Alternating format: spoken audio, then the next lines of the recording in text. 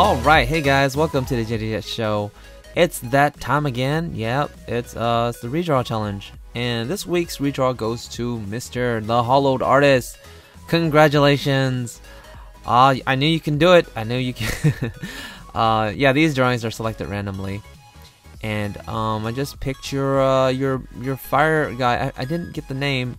Sorry, I'll check it later. But I really liked your character's pose and yeah, let's talk about it a little bit. This is a really good example of a good design. That's right, Hollowed Artist. Good job. It's really simple shapes. A lot of simple shapes, but very clear to read and interesting too. Very interesting enough. So a lot of nice things going on and not too cluttered. Everything's devoted to, like, has its own kind of space, and I really enjoyed drawing it. It was really fun, really fun. It was I guess this is my first dude I'm doing for the redraw challenge, and I had a lot of fun. Everything just kind of flowed. It might be because I was sketching recently. I don't know. It's weird. Something about it just made everything flow a lot easier. Let's talk about some of the issues that I had, because that's what I always talk about.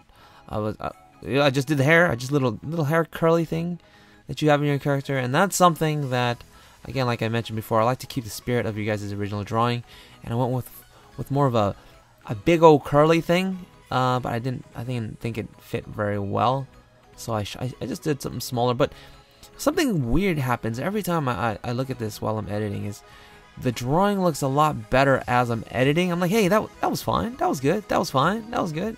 So that's a common thing that I do, is I'm really hard on myself. And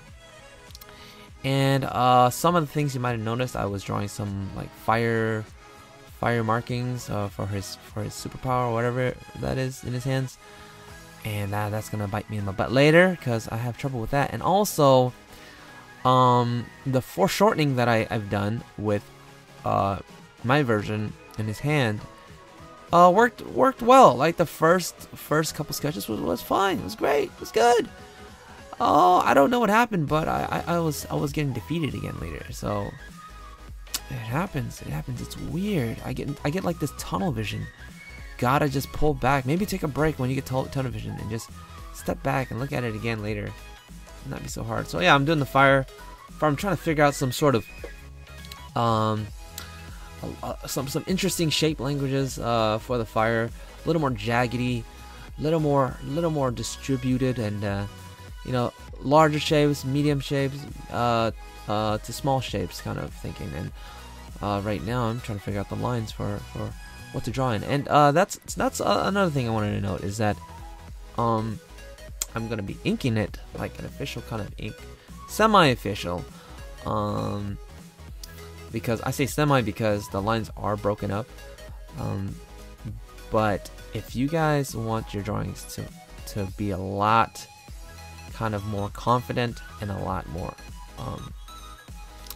kind of simplified, go with a thicker brush. I'm using a 6-point brush size, so 6 to 7. I went up to 7 for the outline, but I stuck with it. But I've learned this throughout some recent sketches, is that, well, I forgot it, and I knew this. It's always in the back of your head until you rediscover these things. Is that when you sketch in thicker lines, you're forced to be a little more deliberate and a little more confident in each stroke because they're so big and in your face. So, yeah, just every line has to kind of be simple enough, but also kind of detailed enough to tell you what is going on, those little visual cues. I think I went back down to 6, so I'm going in with some of the details inside the lines, inside of the silhouette, and just figuring out some of the details that you've done on the inside, and just creating a little more variety in some of the shapes. But I wanted to mention that your hand, yes, your hand was really nice. Was one of my favorite parts of your drawing, actually. Really good, and I didn't really have much struggle because of your hand. Actually, I was just looking at it and I was like, oh, it's good hand. it's good hand. Let's just go with it. So, well done. What else is going on here? Put some little bit small details on the belt here and there, and just give it a little more interest. Just break up the shapes a bit. But definitely, your drawing is a great example of a good start and where you want to start, and you can always build details on top of it later. So yeah, great work. There are some issues. A couple issues. But you're gonna be fine. I didn't need to say anything, man. You're gonna be fine. I mean, you keep this up, you're gonna be great. So, good job all around. Round of applause. I really like I said, let's talk about the design. Let's talk about it. Big shapes.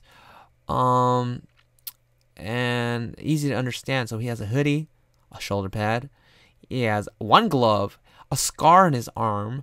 I noticed that a little after I looked kind of closely. So when I take an idea from your guys' drawing, I try and make it a little more kind of stand out and deliberate. It's everything. Just imagine everything has its own real estate and property, and they want to shine. Everything that you put down is an idea, so you want to give it that weight and importance.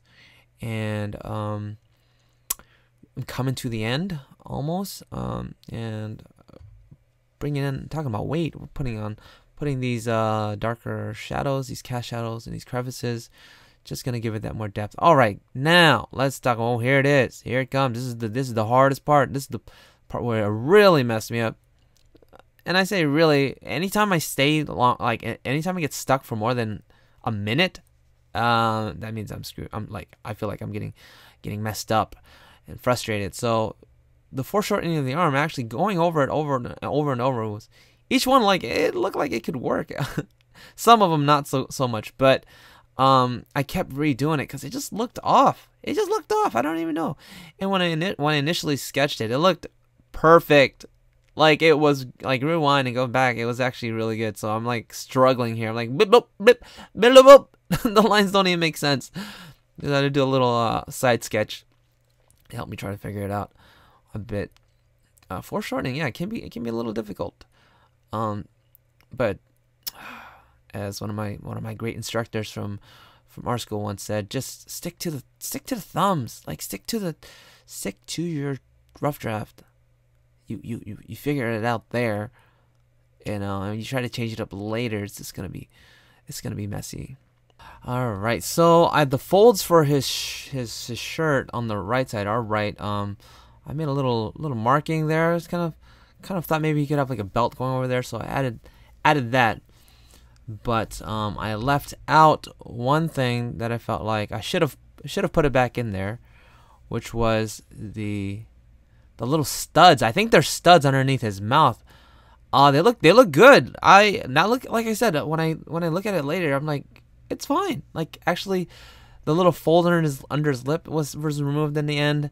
The studs were removed, and each time I was drawing, each time I'm looking at it now, they were perfectly fine and would have worked. And I wasn't sure if they were studs or not. Actually, when I was looking at your drawing, I didn't zoom in or anything. I just kept it at that distance, and I thought they were folds for his mouth. Otherwise, I would have kept them in there, and it would have been a must. The drawing's ending now, and yeah, this was about an hour and 20 minutes, so really quick.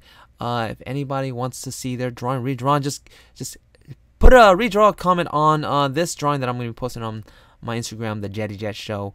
Just request it there, big caps. You can say redraw.